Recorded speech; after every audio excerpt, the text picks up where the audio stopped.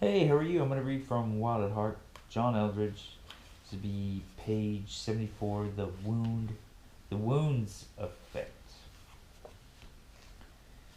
Every man carries a wound. I've never met a man without one. No matter how good your life may have seemed to you, you live in a broken world full of broken people. Your mother and father, no matter how wonderful, couldn't have been perfect. She is a daughter of Eve, and he's the son of Adam. So there is no crossing through this country without taking a wound. They may come from other sources, a brother, a uncle, a coach, or a stranger, but come they do, and every wound, whether it's assaultive or passive, delivers with it a message. The message feels final and true, absolutely true, because it is delivered with such force. Our reaction to it shapes our personality in very significant ways. From that flows the false self. Most of the men you meet are living out of a false self, a pose, which is directly related to their wounds. Let me try to make this quick.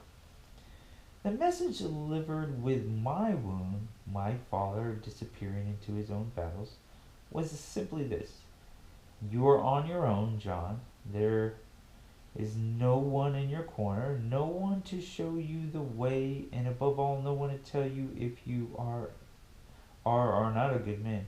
The core question of your soul has no answer and can never get one. What does a boy do with that? First, I became an unruly teen. I got kicked out of school, had a police record. We often misunderstand that behavior as adolescent rebellion, but those are cries for involvement, for engagement. Even after God's dramatic rescue of me at the age of 19 when I became a Christian, the wound remained. As my dear friend Brent said, becoming a Christian doesn't necessarily fix things. My arrows were still lodged deep and refused to allow some angry wounds inside to heal. I mentioned earlier that for years I was a very driven man, a perfectionist, a hard charger, a fiercely independent man. The world rewards that kind of drivenness. Most of the successful men reading this book are driven, but behind me was a string of casualties, people I had hurt or dismissed, including my own father. There was the near casualty of my marriage, and there was certainly the casualty of my own heart. For to live a driven life, you have to literally shove your heart down or drive it with whips.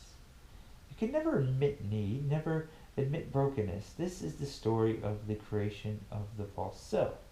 And if you had asked my wife during the first 10 years of our marriage if we had a good relationship, she'd probably have said yes. But if you had asked her if something was missing, if she sensed a fatal flaw, she would have immediately been able to tell you, he doesn't need me. That was my value. See, I won't need anyone. After all, the wound was deep and unhealed, and the message it brought seemed so final. I am on my own. Another friend, Stan, is a successful attorney and genuinely good guy. When he was about 15, his father committed suicide, stuck a gun in his mouth, and pulled the trigger. His family tried to put it all behind them, sweep it under the rug. They never spoke of it again. The message delivered by that gruesome blow was something like this: Your background is very dark. The masculine in your family cannot even be spoken of. Anything wild is violent and evil. The effect was another sort of vow. I will never do anything even remotely dangerous or risky or wild. I will never be like my dad. How many men live with that vow? I won't take one step in that direction. I will be the nicest guy you ever meet. You know what? He is. Stan's the nicest guy you could meet. Gentle, creative, caring, soft-spoken. And now he hates that about himself. He hates that thought that he's a pushover, that he won't take you on, can't say no, can't stand up for himself. Those are the two basic options. Men either overcompensate for their wound and become driven, violent men, or they shrink back and go passive, retreating men. Often, it's an odd mixture of both. Witness the twin messages sported by young college age men, especially a goatee, a soul patch, or a tattoo that declares, I'm kind of dangerous, and a baseball hat turned sideways or backwards which says, but really I'm a little boy. Don't require anything out of me. Don't require anything of me.